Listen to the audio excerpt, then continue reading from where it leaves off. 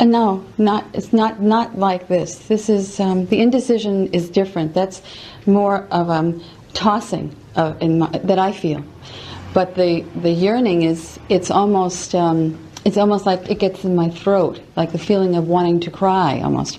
And it's not even, it's unexplainable. And I've talked to other people that have that sensation, but they're not quite sure what it is. Your words were perfect when you said it's almost a yearning for spirit. Mm-hmm. That's exactly what it is. It's a feeling of having vibrated into a place where you're not allowing the fullness of who you are to flow through you, and a wanting of it. Yeah. You see, think about it. Right before you emerged into this body, you were vibrating in a place of pure positive energy, just as your inner being still is. Mm-hmm. Liquid love. We cannot find words to describe that feeling of well-being.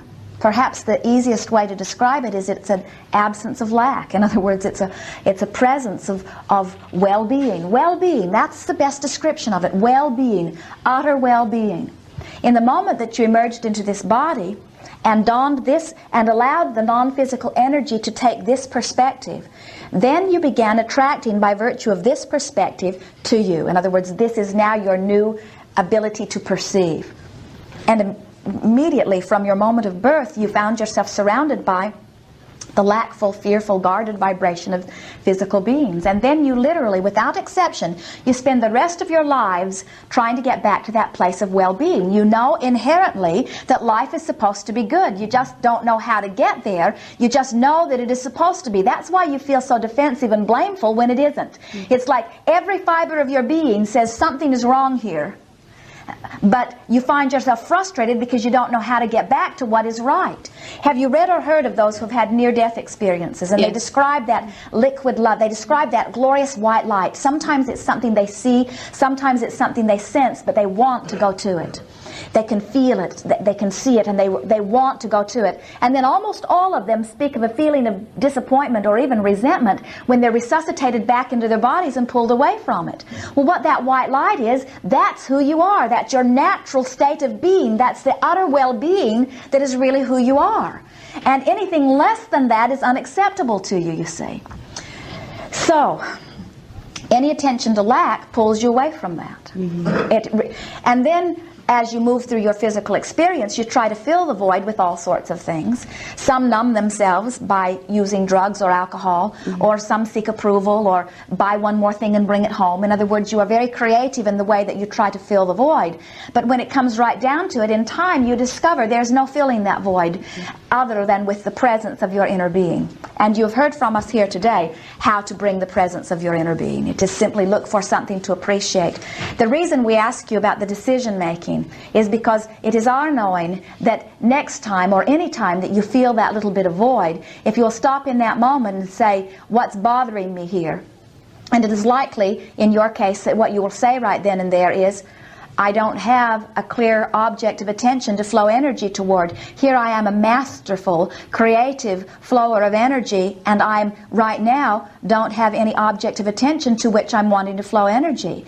And that void that I'm feeling is my awareness that I'm wanting to target something, get in sync with the pure positive energy and turn it back on. In other words, I'm wanting to be tapped in, tuned in, turned on, because that's who I am. You're going to notice that that extreme is more noticeable to you. And the reason we say that is, it's like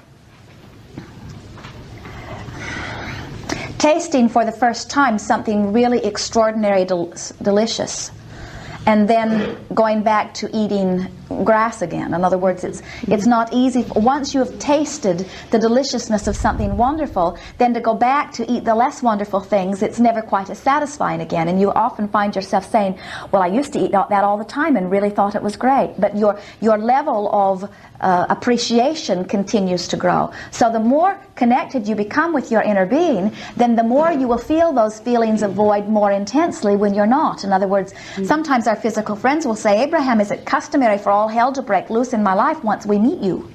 And we say, actually, yes, it is customary, because what happens is we introduce you or reintroduce you to your wanting, and as you begin to talk more about what you do want, then the absence of it bothers you more. And so with a lot of physical friends, you say when you want something and you don't have it, it feels awful, doesn't it? And so there are only two ways of releasing that tug of war that goes on inside of you. Either think about what you want and why you want it and flow your energy toward it, which eventually brings it to you, but even before it brings it to you, you feel good. Or release the wanting. Well, what most physical beings have decided that they will do is just release wanting. In other words, that's the way you keep your balance. That's the way you keep yourself from feeling struggle or strain. If you don't want anything, then you don't feel the lack of it, you see. And so that's what a lot of you are doing, and it's for very good reasons. We applaud your reason behind that. The reason behind that is you want to feel good. You want to find your natural state of well-being. But now we're saying, talk about what you want and why you want it, and you will ease the tug of war too. Not only that, but then you will begin attracting the circumstances and events that are really fun and really satisfying, and ultimately you will receive the physical manifestation of all of this energy flowing.